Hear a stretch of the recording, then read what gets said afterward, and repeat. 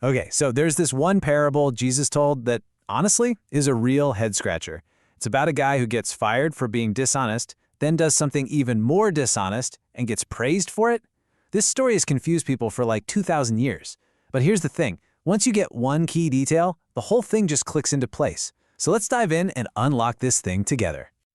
I mean, seriously, why would Jesus praise a dishonest man? That's the question right at the heart of this story from Luke chapter 16. And it just feels wrong, doesn't it? It creates this immediate tension. But you know what? That tension, that's the whole point. Jesus put it there on purpose. Right. And here's the line that really trips everyone up. At first glance, it looks like Jesus is giving a thumbs up to some seriously shady behavior.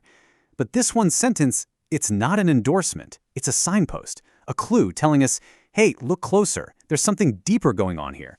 It's not a mistake. It's a total setup. Okay, so let's break down exactly why this story can break our brains a little bit. The thing is, the problem isn't really with the story itself. It's with us. We're missing a huge piece of the puzzle, a bit of cultural context from 2,000 years ago that, once you have it, changes absolutely everything.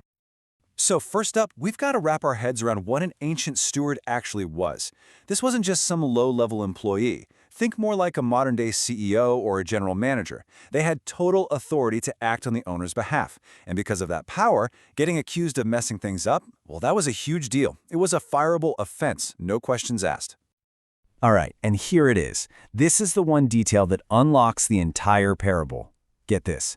Stewards didn't get paid a salary. So how in the world did they make a living? The answer to that question is what reframes this entire story. It was all about commission. It worked like this. The master would say, okay, I need to get 60 barrels of oil from this deal. The steward would then go and write up the official contract for, say, 100 barrels. That 40-barrel difference, that was the steward's cut, his profit. And this wasn't shady. It was just how business was done back then. Totally standard. Okay, you ready for the big reveal? Here's the aha moment. When our steward gets the pink slip and starts slashing people's debts, he isn't stealing more from his boss. No way. The master is still getting his original cut. What the steward is actually doing is cutting his own commission. He's sacrificing his own payday to earn favors from people who can help him out once he's unemployed. All right, so now that we have that piece of the puzzle, let's reread the story with these new eyes. Suddenly, what the steward does goes from being totally bizarre to, honestly, kind of genius. Just look at his thought process. Boom, crisis hits. He knows he's about to be out on the street. So what does he do? He gets brutally honest with himself. I'm not strong enough for manual labor, and I'm way too proud to start begging.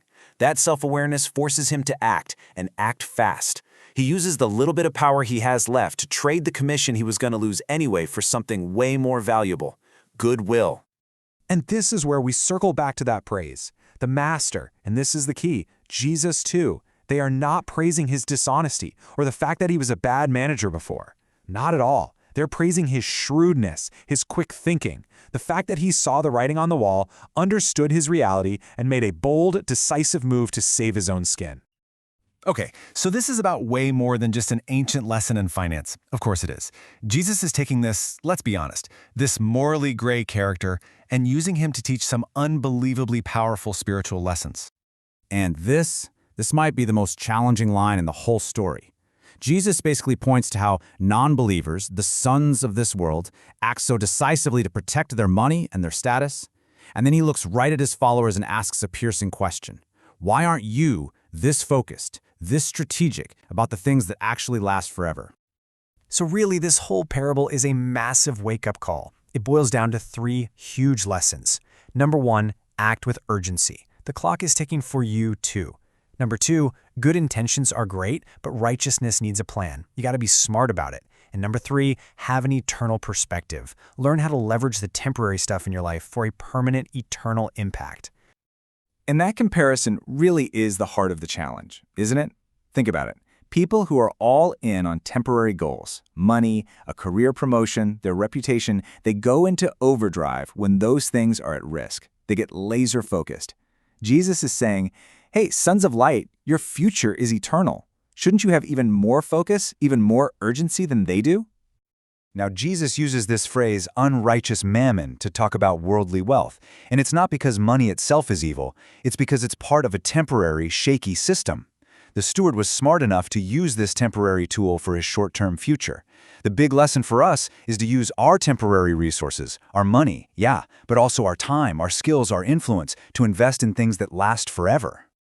And all of this brings us to the final, unavoidable point of the whole story: accountability. The parable starts with the steward being called to account, and it ends with a warning that one day we all will be too.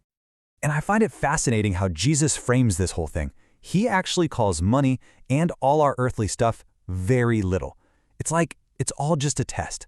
His logic is simple. If you can't be trusted with something as small and temporary as money, how could you ever be trusted with the big stuff, the true eternal riches of the kingdom?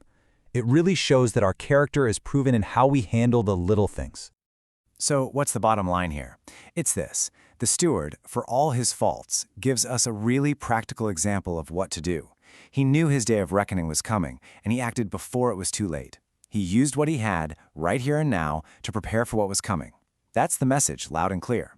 And so, the parable leaves us with the question it's been building towards all along. We are all stewards of our time, our relationships, our resources. The clock is ticking for every single one of us. So the real question is, how are you managing your stewardship?